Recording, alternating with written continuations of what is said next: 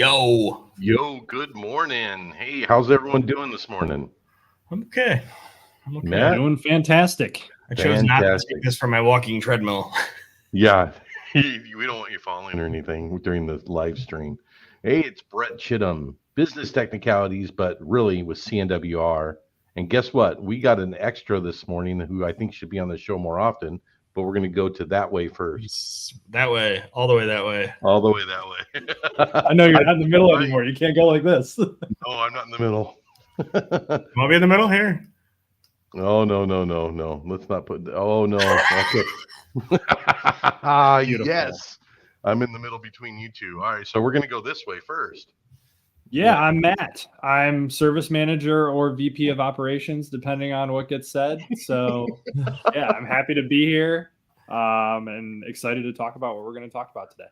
I love how you put Matt, the service manager. That's great. And I guess we got this guy over here. Yep, it's me, Jason. I'm here. I'm just doing my thing this morning. Yeah, we're live again. So as it turns out, we didn't actually, just because of conflicts and schedules and stuff, didn't actually get something recorded last week. Although I think Tom and I are recording Friday, so we'll be back to pre-recorded. No one has verbally said they like the live streams better, so I'm just gonna go with the fact that pre-recording is fine until somebody tells me they prefer us be live. So Right. mind live, it works out okay typically. I think the analytics on YouTube are a little weird when it's all live, so that's why I think it's a little better when you record it sometimes. But yeah, we're here to talk about our whys.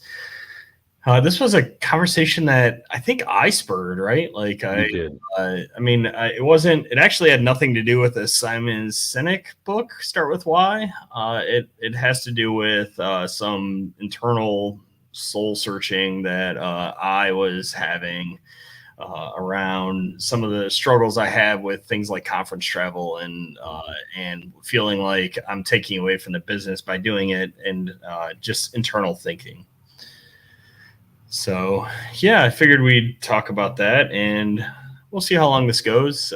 This is always better when it's interactive. So if people want to post comments, like this one here, we have a comment from Cape Town. What time is it there? It's got to be, I don't know, not 9 a.m., not 9:30 a.m. No, not at all. So yeah, the international audience is good. Well, when you posed this, I think it was important. You know, when back in the day when I was in insurance, we always used to talk about life insurance and what was your why for life insurance. And I think it spawns to a number of different things. You know, because you do things because of something, right? Yep. And what is that something? What is that why? And that's what I'm always thinking of that myself in doing that. So what about Matt? What do you think? Well, so first I have a question, because I'm going to answer your question with a question. Did you guys get a chance to ask your team members their whys? So my team members are all on the leadership team. So that's really easy for me, actually. So everyone that I was going to ask, we asked in the leadership team meeting. Okay. So I will do that right now. I thought that, and I've done it for a couple of them because of the amount of direct reports I have now. I only have one-on-ones every other week instead of every week because it was too much time going on. But it was interesting because a lot of them came back with the same answers. And like, I want to take a second because I just get reminded of, like, you go to, like, I subscribe to /r/sysadmin and /r/MSP. And if you go to sysadmin, a lot of the conversations on there are like, MSPs, grumble, and a lot of the stuff on it. There's like a back and forth there. But, and this kind of goes into my why. Like, something that a lot of my team said is because it's not the same thing every single day. I get to solve problems that are never the same issue. I'm always creating new solutions to new problems. And I get to learn a lot about pretty much anything in the industry. I mean, there are some businesses that we work with that really leverage us as their entire tech company. You know, we've got a couple of small companies that if we weren't there helping them make those decisions, that they would have to have someone that's more invested in their technology, like, choices. So that's one of my big whys for sure. Yeah. So Matt and I just gave our talk 2 weeks ago, I guess it was, at Gurkhan, the MSP suck, but the world without him is worse. And we actually talked about that specifically. And so he told a story, right? Like obviously /r/sysadmin does shit all over MSPs. For sure they do. And but he told a story of he was interviewing a guy for a project role when he worked at Iconic. The guy came with this resume and he's like, yeah, man, I've worked corporate IT for 5 years. I've done 2 email migrations and 10 P2Vs and a handful of other things. And Matt looks at this guy and he goes, man, that's great. But like, I got to tell you, that's like Thursday.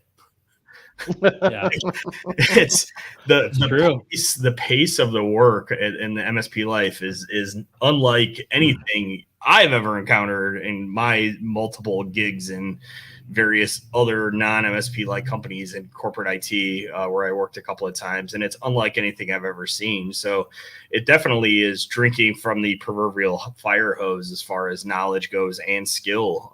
And it's a great way. I mean, we've seen it a couple of times, right? Like Lucas comes to mind where, somebody comes in and drinks from the MSP fire hose and just is then very, very, very skilled up to move on to a different role that's maybe a little more slower pace for them, and they like it or they hate it. I actually honestly don't know how Lucas feels about it. I know when he first moved on to the corporate role, he didn't like it too much because the pace was glacially slow. Yeah, so context there, like Lucas was back in the day when we were a really small MSP and we just started. It was Lucas, myself, and one other technician basically. Yep. And Really, Lucas was the better networking portion of things. Like I'm terrible at networking, so Lucas was that networking guy, and he's very experienced with networking. And he was a very hardcore, like he wants something to do at all times. He's very driven. He was very customer focused. Great guy, awesome to work with. And he ended up moving on because he was, he was really good at networking and really good at, sysadmin. So he just decided that he wanted more to do and wanted to figure out what was next. So he moved on to another company. He wasn't a huge fan of the corporate lifestyle of that company. And he ended up transitioning to become basically the director of IT, I guess is what his title is, at one of our clients, and basically took over that entire role of like what he was doing before, because he loved working with that client when he was at our MSP. So so it's been really cool to see him transition through things. And I would guarantee that if you asked him why he liked working for an MSP and why he liked CNWR, it was 100% because he enjoyed finding new things to learn about and doing things and caring about the client. So we're definitely not in a stagnant, same old kind of industry, are we? Yeah, I feel like a lot of times where that meme, the dog meme, the "this is fine" meme, the world is burning around us because the pace of stuff is so fast, and we're just kind of juggling on fire swords. Yeah, I like this one here. Yeah, they love being a nerd. JOB, he's everywhere. Yeah, We'll probably see him later tonight on Wins and Losses. How about you, Brett? What do you got? Well, it's funny because I don't come from the same background you two come from, so it's an interesting dynamic. I mean, from high school all the way up to where I'm at now, my whole life has been about helping people, right? Heck, I was a junior firefighter in high school and then an explorer firefighter. I became a paramedic, then got into insurance. And being a paramedic, you save lives, right? And you help people. And when insurance, you sold them a product that would cover them in their worst day. But when I got into business consulting and working with businesses and being able to become proactive, I think my why and what I do is I want to be proactive in helping people. And I think that's what we do. We're proactive in helping companies not have their worst day. Yeah. I mean, when we're doing it right, I agree. You always do it right now. Do we let clients sometimes bully us into not doing it right? Yeah, probably more than we should. And then they have a bad day, and then they blame us for letting them do the bad thing. Yeah, but I mean, I all in all, I think we're looking at. I think Tom and I used to always talk about best efforts, right? We're doing best efforts at cybersecurity, correct? I mean, we're not. It's not a guarantee. Yeah, of they're course. not gonna get I mean, anyone that tells you that it's a guarantee run, Yeah. never look back, like they're wrong, right? Like, but I would argue that in the cases of the ones that are on our fully managed stack, it's very much best effort. The ones that are more co-managed or aren't on our full stack, it varies a lot. Like, and they'll come along, right? Like we gave a merger update last week, and some of those same challenges that we talked about last week are still challenges this week, shockingly enough. Oh, absolutely. And some of those are around security and people not doing. Well, I guess it's my turn, maybe. Yeah. Yep. Hey, it's a wild Tom has appeared. Look at that. We should pull Tom into this and have him give his why. Tom, I think we need to pull Tom in. Ping me on Slack if you want to join. Tom, I'll send you the link. I'll just send him the link. He'll join. Okay. So I'll go. I mean, so I've been doing this a long time, right? Like I have to update my bio every year because it says the number of years that I've been doing this. And so I started working for Toledo Internet Access, which eventually became CMWR. I came back in a very roundabout way, but I started working there in 1997. I was 17 at the time. So that tells you how old I am. Younger than the old fart in the middle and older than the young lad over to the far right. But I've held pretty much every job in IT at this point, other than, shockingly enough, a Windows sysadmin. It's like that's never been a core function of what I've ever done. It's like the one role I've never held. I've been, VMware guy, Linux guy, network guy in various roles, security guy, SAN guy, like developer, right? Like I know a stack of languages. And over the years, where I've landed at is there's a lot of companies that just need help, right? And our business model is a force multiplier. And we kind of talked about that earlier. And so, my why started out as just making sure that I could protect the companies in town here that we're trying to do best, right? Like I literally believe in our ideal of helping companies use technology in a way that makes them better, right? Like it's not a tool, it's not a cost center. It's a core integral part of the business because hey, it's a Tom. Oh, we lost Matt. Wait. Oh no, we don't have a layout. Hold on, Matt, you're still there. Sorry. Yeah, Matt's still there. I'll bring you up in a second, Tom. I got to figure out how to get a layout with 4 people in it.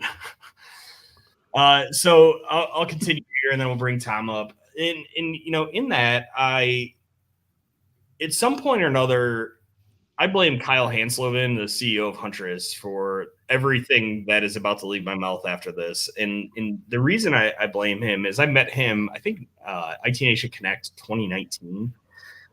And if you look back in history in the MSP world, like I'm relatively well known now, relatively being the key word there. I do occasionally get recognized even just on the street, which is the weirdest thing ever. Tom knows, and because he gets it all the time. But before 2020, no one recognized me. No one knew any part of that. And let's see if I do this. If I do this, and then add Tom, does he come? Look at that. It's magic. There it is. There it is. I created a layout. Oh, I saw him I knew he was doing that. I had my mouse on the new layout, and I saw that he was doing something, so he did it. So prior to 2020, I wasn't really involved on the scene, and IT Nation Connect 2019, Kyle Hansloven, started laying the foundations, and then realistically at the Frankly MSP Live event, I sat in a focus group, and Kyle flew in and presented his breach thing, one of his simulated attacks, and I spent an hour talking to him, and he kind of called me out and said, why are you limiting your influence to essentially small businesses in the Toledo, Ohio area? You're like so much better than that, and you have so much more knowledge to give. So a lot of my why has become getting the company to a stable place to allow me to expand that scene to a more global scale, much in the same way Tom here does, just in a different way, right? It's like my why is some amount of it is traveling to conferences and speak. Some of it is networking with other MSPs to try to make the entire industry better.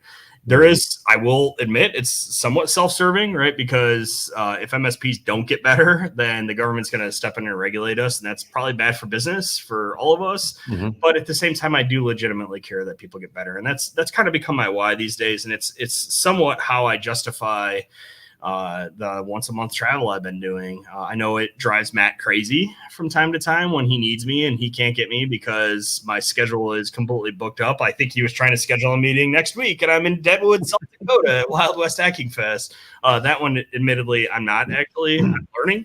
I'm going to be a nerd all week and I'm so excited. But generally it is a drag on the business. And my goal has been to put the business in a place where I can take that, 3, 4, 5 days off a month to go do my mission, which is to make everyone better. And the company doesn't burn to the ground because of awesome people like Matt and Brett. Yeah, well, I'll tell you, Matt gets frustrated because when you're gone, I bother him. So that's really why he's getting frustrated. Yeah, well, it sounds, you told me yesterday you're finally getting a taste of what the bothersome life is. Oh, yes, I am. Oh my gosh. Yesterday was a day of interrupts, and I profusely apologized to Jason for those first 3 weeks. And I guess I should apologize to you too, Matt, for those, ongoing longer than 3 weeks. But anyways, that's not what this is about. Tom, what's your why? It's much like Jason. I started in tech in 1995, and I switched it, so I don't have to say how many years I was in. I rewrote some of my LinkedIn stuff to say I started working, and I put years that I started doing some of these things. And someone else has to reverse the math and go, oh, yeah, that's not 10 years ago, which also scares me when I think about it, going, oh, yeah, the 90s was 20 years ago now. I'm old. But besides very parallel to Jason, except I actually have wore the hat of sysadmin a couple times prior to starting the business. The why really comes down to I like solving the problems, but I got into this dates back to the 90s when I used to speak at the Linux users groups. I learned Linux really early, and I also learned you're never as wrong as when you're wrong on the internet. But before that, you're never as wrong as when you stand up in front of a crowd of other nerds. But it forced me to really get better. I would have basic presentation that I started doing, and this is probably 1999 or 2000. So I started doing some of that, and it just later I figured out the camera and editing side to do it. And Jason actually doesn't mind recording videos. He doesn't like editing them. So that's the I think he would have taken a video path if he didn't dislike editing so much. Yeah, no, it's 100% the case that I am still not to the point where I speak fluently enough and quickly enough that I don't feel like I have to edit them. I pause and I use a lot of filler words, and I hear them now a ton when I say them, and it drives me crazy. But without editing, you can't get rid of them, right? So it's really hard to go live. And yeah, I hate editing. You're actually in luck. I will send you, there's some new AI software that blew my mind that I used. I got to test drive. It's not out yet, but I can get you a link if you want to. I'm part of the beta test that will get rid of those for you now. This is one of the things I've been waiting for is editing, because there's people like Jason who go, editing, it is a tedious pain. You either enjoy it or you go, this is stupid. And the software now I think will help bring more people to light that are able to do this. And actually, you tell it how aggressive you want it to be on getting rid of those words. It's fascinating that it works. But that whole backup in front of the stage, yeah, there's maybe some self-serving. It's certainly brought a lot of business. It's still how we get a lot of inbound leads. But the other side of it is it's a lot of give back. I either spend my days, what can I learn today? What can I implement about what I learned, doing some consulting, which is really, it's kind of the scientific method. I want to learn about this. And then eventually we go, okay, let's start deploying it and working through a test lab. Oh, it worked in a test lab. This is actually will validate itself to a client solution. And then, no battle plan survives contact with the enemy. So you go, oh, it turns out we overlooked this, but now we can tune it and get to the solutions we provide, which are a little more cutting edge than I think a lot of the other IT people. And I've always had more fun being on the cutting edge. And then going back full circle, let's do a brain dump and throw this all onto a talk, a video at a conference, Linux, open source hacking conference, whatever. More recently, actually through Jason, speaking at these like MSP events. Jason kind of dragged me up on stage. I didn't think they wanted to hear what I had to say because I'm like, I feel misaligned with some of the MSP community. They seem to be more focused on the business aspect, but our talks have been well received, talking about the hacking and technology side, which is fun. So now it's one more venue to keep jumping on there. So a lot of my why is, I want to learn, want to implement, and then tell people what worked, no strings attached. I dump all the information out there. My video I released yesterday was a storage design video, which of course has become controversial because, telling people not to route their storage through a firewall. They're like, but Tom, that's what I always do. I'm like, yes, that's why we have so many consulting calls for people with their storage not working properly. Wait, hold on. Let me back up here. People run iSCSI through a firewall? Yeah, I mean, it works if works. Yeah. I mean, I want my storage network to be as fast as possible. So in your teaching, I have a mission for you. Maybe you can teach Matt about proper lighting. Oh my God. I'm in a basement. Me too. We just need a searchlight behind the camera. You have so much hardware in your room, Tom. I have literally overhead lights. I know. I look like I'm washed out. You need these key lights are cheap. I've had these for a while. Matter of fact, when I was at that creator event, I met the people from Amarin who make some of the lights. I told them which models I have. They go, those still work? I was like, yeah, I bought them in 2016 just before I started. And I said, for some reason they still work. That's the light that's actually lighting on me. You can pick that up for like $60 or cheaper. That's funny. But I mean, we were all just in Tom's basement, like half of our company or a quarter of our company probably now. 2 weeks ago, so big. And everyone was just nerding out about your setup. And I feel like that by that, Matt. That's the biggest why. That's the biggest why for a lot of our guys is that they want to learn about new cool things, and that's why I'm excited about the changes that are going on in our company personally, because it's like we're starting to get more experience with new cool things. So, it's fun, especially when you get involved, because once companies go public and get big, they just become unwielding to work with. Cisco buys them and they just get monetized. They suddenly become an uninteresting product. Yeah. The UI doesn't get updates anymore. It still looks like it did 10 years ago. And the license fee just keeps higher and higher, and the support gets lesser and lesser. And, being on the cutting edge means we get to solve something interesting. Client has an interesting problem. I mean, could you imagine even 3-4 years ago selling petabytes of storage at the price we're selling it at? Yeah. And by the way, we're making money. Well, we're not giving it away. There's margin in this build, but we're able to provide a really cool solution to a problem they have of, technologies allow these people to create data at a rate that's incredible. And that actually is one of those things that doesn't scale quite the same. We're always able to create data faster than we're able to figure out where to put it all. Yeah. It's been a problem forever. I don't know if there's a law that particularly shows how this curve works, but we're starting to catch up at least a little bit to make it a rational choice to do some of the things we do. But that came from exploring these technologies. How do we solve these problems in a different way?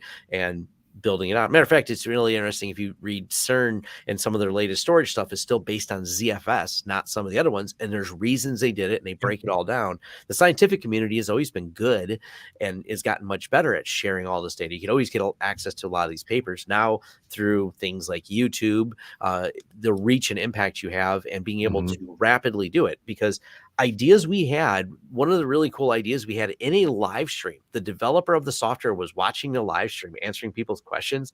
And a crowd of us just quickly went back and forth of a really slick way we could do something. It took them less than 60 days to completely implement it. It was basically how to do full VM backup restore tests without loading any extra drivers, without doing any special. It just integrated as part of the backup, so you can not only validate that it's backed up, you can actually restart that VM in a locked, isolated system. Now, this is something that you can do with a lot of other things, but this is the first open source product I'm aware of that completely can do this.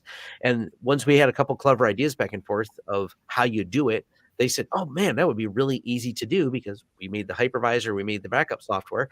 We can connect these two and actually build you a thing for that. But that came from that community engagement, from that everyone sharing the ideas openly and thinking about that way. So I think that's, in front of my wives, that's just a fun to talk about the time that has come up.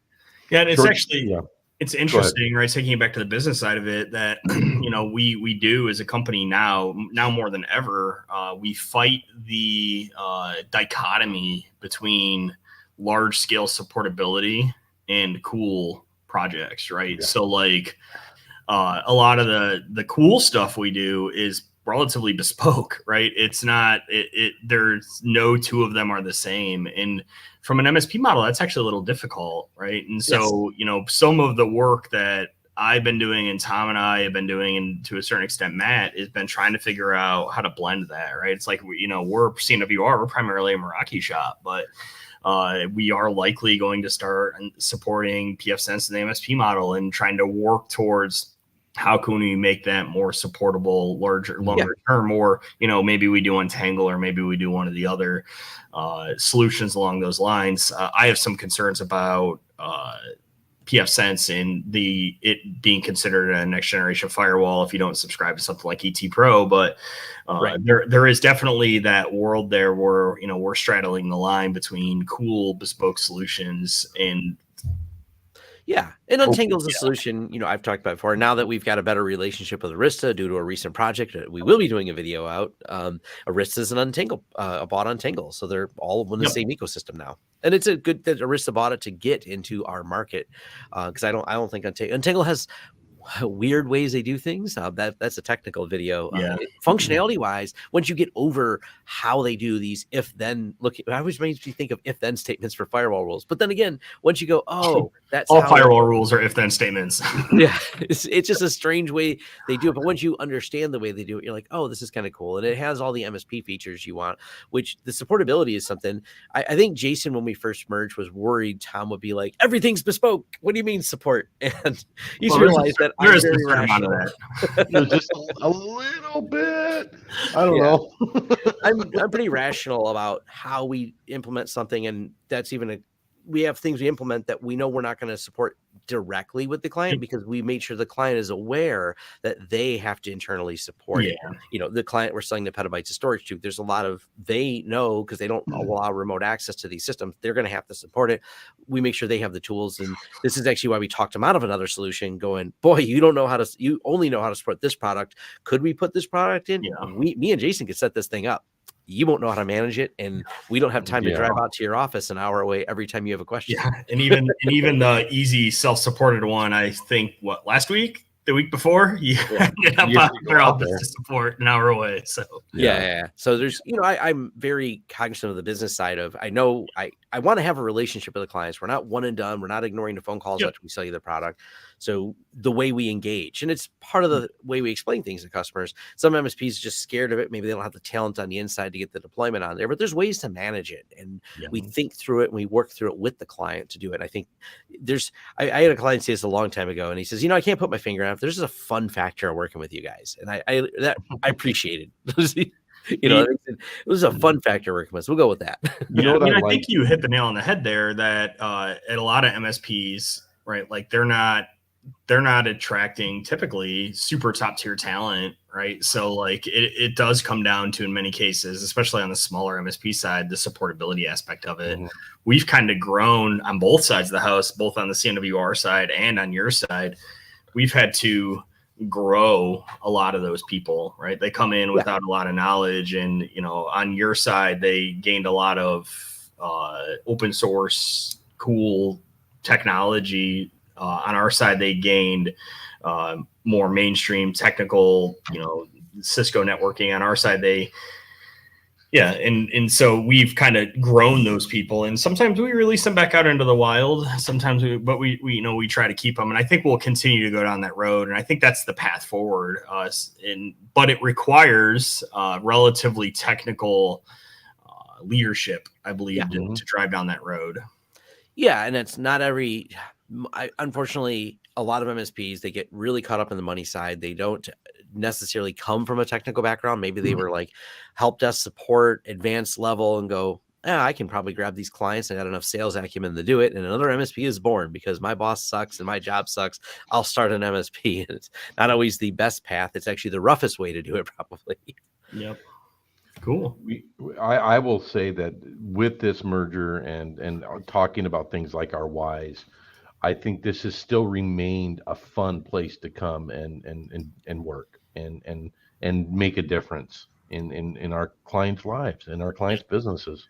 There are days it's not fun, but the days are getting less frequent, and you got to find your why, and part of finding that why is being able to recharge your batteries when you get down in the dumps, right? Like me. you know, I've talked about it, I don't know, like 6 times driving up and working on that SCO box, right? Like that is part of my why, right? Like here's a small business. This guy's in dire need.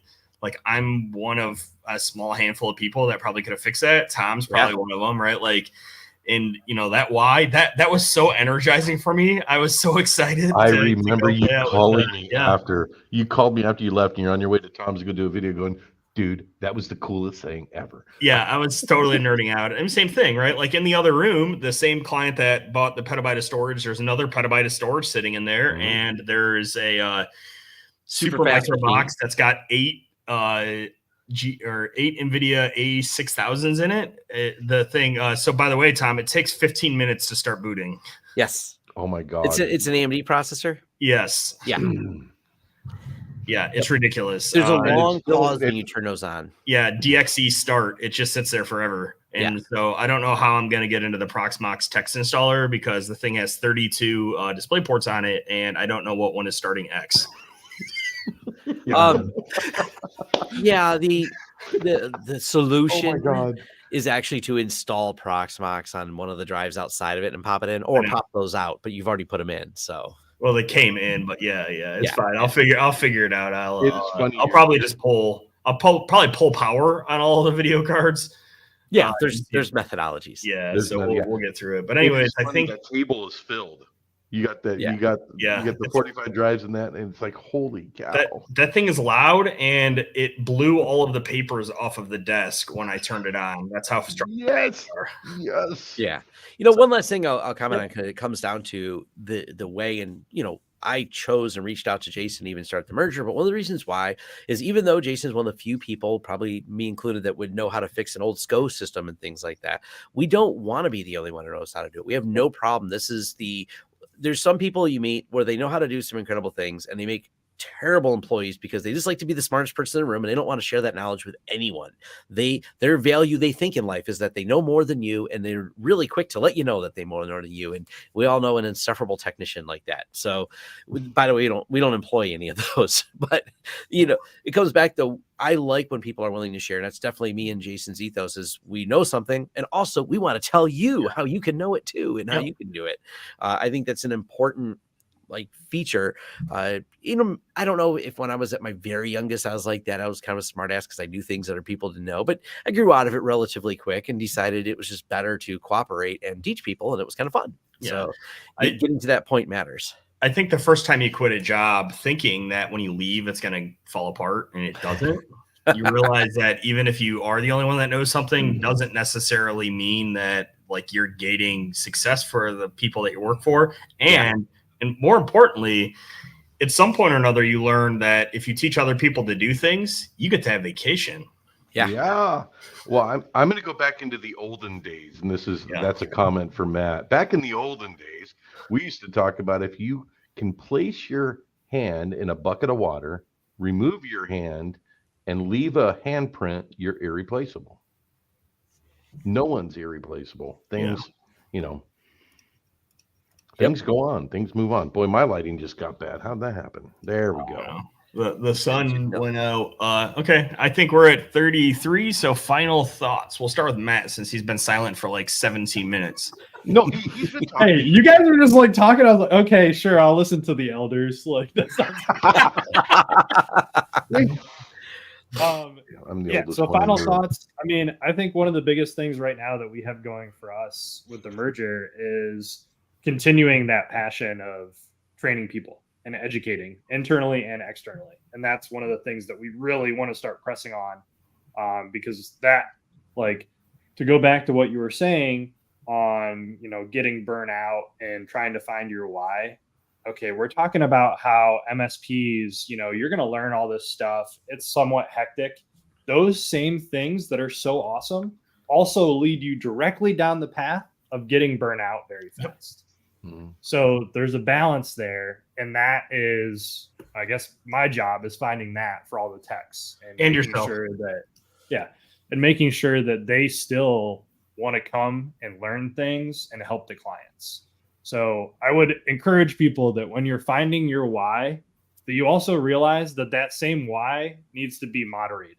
You need to do both things at once. because as soon as you start like making that your entire life, it can get a lot, and it becomes where you just it's no longer your why, and you no longer want it to be your why. Yeah. So that's it for me. Chittum. Well, so with me and final thoughts, I've always told people figure out what you love to do and then figure out how to get paid to do it, right? And I think that's about figuring out your why and who you are as a person, intrinsic. It's in here. It's about who you can be and what you can be. If you're in a job you hate, if you hate what you're doing, you haven't figured out your why about it. And when you figure out your why and then you still hate it, you move on. Tom. I'm tempted just to quote, because haven't really reached any burnout yet because I bounce around between too many things. That's my solution for burnout. Well, I did reach a burnout with business. That was also what predicated the merger. I realized my passion was not there. And that's how that actually probably was the hardest part, is taking some of the disorganization and reorganizing the business side of things. Like, cool, got a bunch of smart people. We have a lot of disorganized business. Over the most part, I doubling down on the tech things, teaching more, cranking out more videos definitely lands me where I want to be. Cool. Me. Yeah. I mean, keep doing, echoing what everyone else says there, right? Like I knew at a very young age that I was going to end up in technology. For a long time, I thought I was going to be a software developer because I thought it was the only job in technology. And at some point or another, I learned that sysadmin existed. And, an important part of my journey that I encourage everyone else to consider and internalize is I fought the teaching piece of it for so long because I didn't think I had anything interesting to say. Imposter disorder is a bitch. It can very much influence your why and screw with it. Just get over it. You almost certainly have something no one else knows how to do, or even if they know how to do it, you may present it in a way that's different than them. So, find your why. And then if you're passionate about it, because it's your why, you should make others passionate about it too. Cool. That's it. All right. Good. We're done. Awesome. In this thing. I think you and I are recording potentially Friday that we can get it edited for Tuesday, so we don't have to go live Tuesday. All right. Sounds good. Cool. Sounds good. Later. Have a good one, everyone. Yep. See ya. Bye. See ya.